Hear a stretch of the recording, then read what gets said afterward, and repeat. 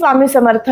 स्वामी कृपा ज्योतिष मध्ये मी भास्कराचार्य मंजुषा जोशी आपलं हार्दिक स्वागत करते। आज आपण समजून घेत आहोत 14 मे 2025 रोजी गुरुदेवांचं महापरिवर्तन घडतंय, गुरुपालट होतोय।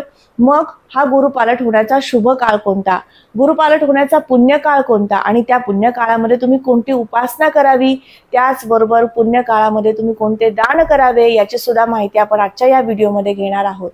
14 मे 2025 रोजी रात्र 10:35 गुरुदेवांचे महापरिवर्तन घडेल, गुरुपालट होणार आहे।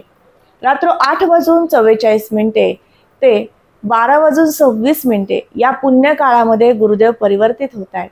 मग हा अत्यंत शुभ काळ मानला जातो, अत्यंत पुण्य काळ मानला जातो। या वेळेत केलेले जप ध्यानधारणा अतिशय शुभ, शिक्षणासाठी, संतती प्राप्तीसाठी आणि त्याचबरोबर तुमच्या जीवनातील वैवाहिक सौख्यासाठी सुद्धा अतिशय लाभदायक असते। मग या पुण्य काळामध्ये तुम्ही कोणते दान करावे तेही आपण या व्हिडिओच्या माध्यमातून समजून घेणार आहोत। चला तर मग माहितीला सुरुवात करूयात। रास आहे, तूळ राशीच्या जातकांना 2025 या सालामधील 15 मे 2025 पासून अत्यंत शुभ ग्रहमान सुरू होत आहे। असं मी का म्हटलं, कारण तुमच्या राशी कुंडलीच्या भाग्यस्थानातनं गुरुदेवांचं गोचर होत आहे। भाग्यस्थान हे गुरुदेवांचं स्वतःचं स्थान आहे। राशी कुंडलीतील ह्या भाग्यस्थानातनं जेव्हा गुरुदेव गोचर करतात त्यावेळेस नक्कीच भाग्योदय घडवतात आणि त्याचबरोबर तुमच्या जीवनातील संकट कमी करतात। हो, कारण तुमच्या राशी कुंडलीच्या अष्टम स्थानातनं गुरुदेवांचं गोचर होतं। गेल्या 1 वर्षभरामध्ये तुम्ही बऱ्याच प्रमाणामध्ये अडचणींना सामोरे गेलात, जीवनामध्ये संघर्ष अनुभवला। आता मात्र चिंता काळजी नसावी, तुमची तूळ रास आहे आणि तुमच्या अष्टम स्थानातील गुरु महाराजांचं परिवर्तन होऊन ते नवम स्थानातनं गोचर करतील। या वर्षी गुरुदेवांचं परिवर्तन 3 वेळेस पाहावयास मिळणार आहे।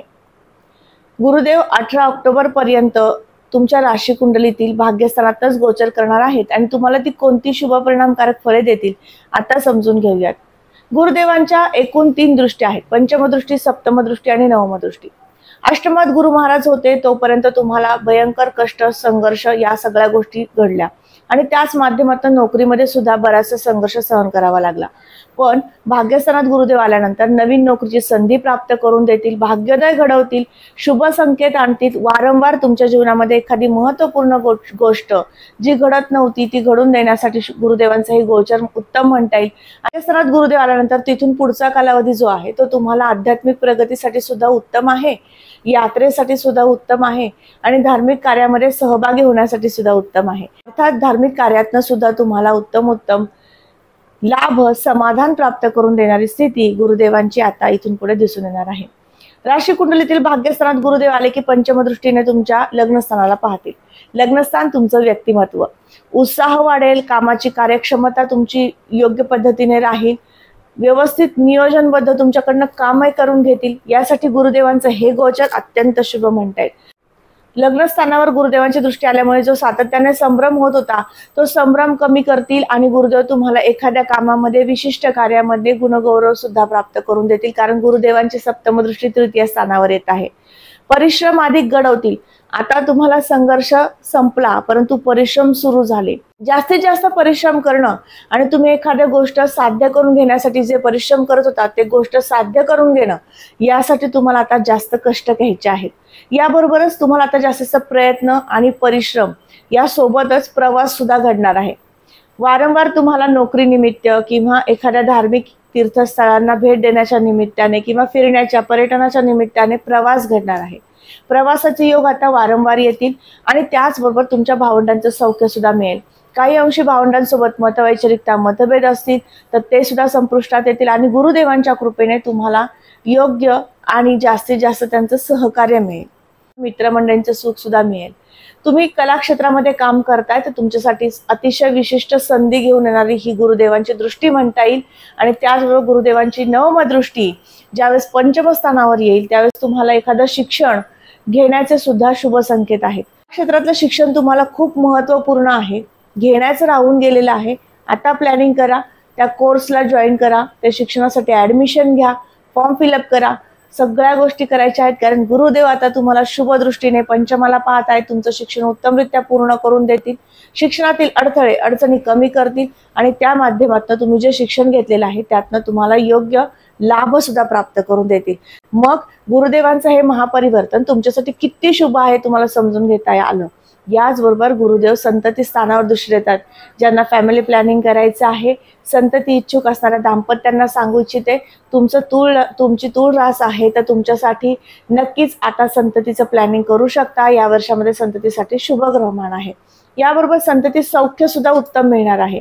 संतती योग पाहताना दाम्पत्यांची जन्मकुंडली पाहून त्यांचा संतती योग सांगता येऊ शकतो, पण राशी कुंडलीनुसार संततीचं सुख कसं आहे ते समजू शकतं आणि त्या अनुषंगाने सांगते की तुम्हाला तुमच्या संततीबाबत जी सातत्याने काळजी चिंता होती, गेले वर्षभर तुम्ही चिंतित होता, त्या चिंतेतनं सुद्धा गुरु महाराज तुम्हाला बाहेर काढतील आणि तुमच्या संततीच्या जीवनामध्ये एखादी सुखद घटना घडतील आणि त्या माध्यमातून सुद्धा तुम्हाला आनंद प्राप्त होईल। प्रेम प्रेरणाच्या दृष्टीने सुद्धा अतिशय शुभ ग्रहमान आहे। आता हे झाल्या सगळ्या शुभ गोष्टी। गुरुदेवांच्या प्रत्येक स्थानावर येणाऱ्या शुभ दृष्ट्यांमुळे तुम्हाला कोणते लाभ प्राप्त होणार आहेत हे आपण समजून घेतलं। गुरु महाराज ज्यावेळेस भाग्यस्थानात येतात त्यावेळेस भाग्योदय घडवतात, परंतु तुम्हाला तुमच्या नोकरीमध्ये बदल परिवर्तन सुद्धा घडवतात। म्हणजेच शुभ आणि अशुभ असे दोन्ही परिणाम देतात। अर्थात तुम्हाला ज्या ठिकाणी तुम्ही नोकरी करताय त्या नोकरीमध्ये तुम्हाला बदल हवा आहे, तुम्हाला प्रमोशन हवा आहे, तर त्यासाठी सुद्धा शुभ संकेत आणतात, परंतु काहींना स्थलांतर करण्याचे योग येतात। गुरुदेवांच्या शुभ दृष्ट्या प्रत्येक स्थानावर आल्यानंतर काय फळ मिळणार आहे हे आपण आता समजून घेतलं। फक्त एक गोष्ट होऊ शकते अशुभ परिणामकारक, ती म्हणजे थोडासा अहंकार जागृत होऊ शकतो। गुरुदेवांची पंचम दृष्टी ज्यावेळेस लग्न स्थानावर येते त्यावेळेस थोडंसं तुम्हाला स्वतःला मी करतो असा काहीसा अनुभव येऊ शकतो, तर तो गर्व न होता तुम्हाला तुमच्या कामामध्ये त्याचा शुभ परिणामकारक फळे मिळावीत यासाठी गुरुदेवांची उपासना करणं आवश्यक आहे। या वर्षामध्ये कोणत्याही गुरुवारी रौप्य दान द्यायचं आहे।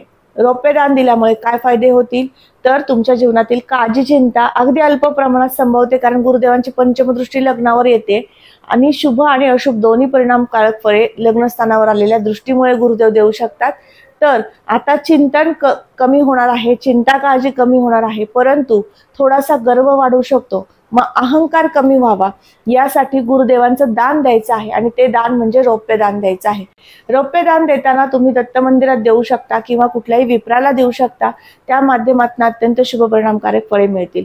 चांदीची वस्तू, चांदीची गाय, चांदीचं कॉईन तुम्ही एखाद्या विप्राला किंवा दत्त मंदिरात नेऊन दान द्यायचं आहे आणि त्याचबरोबर गुरुवारच्या दिवशी गोड पदार्थाचं नैवेद्य दत्त मंदिरात नेऊन दाखवायचं आहे आणि तेथील येणाऱ्या भाविक भक्तांना तो अर्पण करायचा आहे। या माध्यमातून काय होईल, तर तुमच्या जीवनामध्ये आनंददायी आणि गोड बातमी तुम्हाला जी हवी आहे ती प्राप्त होईल। म्हणजेच तुम्ही जो संघर्ष केलेला आहे तो संघर्ष आता कमी होतोय। आनंदित राहा, उत्साही राहा। यामुळे तुम्हाला किती लाभ प्राप्त होणार आहे ते आपण समजून घेतलं, तर गुरुदेवांची उपासना काय करायची तेही समजून घेऊया। दत्त मंदिरात जाऊन दर्शन घ्यायचं आहे। दिगंबरा दिगंबरा श्रीपाद वल्लभ दिगंबरा या मंत्राचा जप करायचा आहे। जास्तीत जास्त तुमच्या गुरुदेवांची, इष्टदेवांची उपासना करायची आहे। या माध्यमातून मोठे सुख, आनंद आणि शुभ संकेत प्राप्त करून घ्यायचे आहेत। आज आपण समजून घेतलं गुरुदेवांचं महापरिवर्तन घडतंय 14 मे 2025 रोजी आणि हे तुमच्यासाठी किती शुभ परिणामकारक आहे हे आता आपण समजून घेतलं। आजचा हा महत्त्वपूर्ण व्हिडिओ तुम्हाला कसा वाटला नक्की मला कमेंट करून सांगा। कमेंटमध्ये श्री स्वामी समर्थ लिहिण्यास अजिबात विसरू नका। तुम्ही आपल्या चॅनलवर नवीन असाल नक्की चॅनलला सबस्क्राईब करा, बेल आयकॉनला क्लिक करा। पुन्हा भेटूयात अशाच माहितीसह। तोपर्यंत मी आपली रजा घेते। श्री स्वामी समर्थ। जय जय स्वामी समर्थ। रामकृष्ण हरी।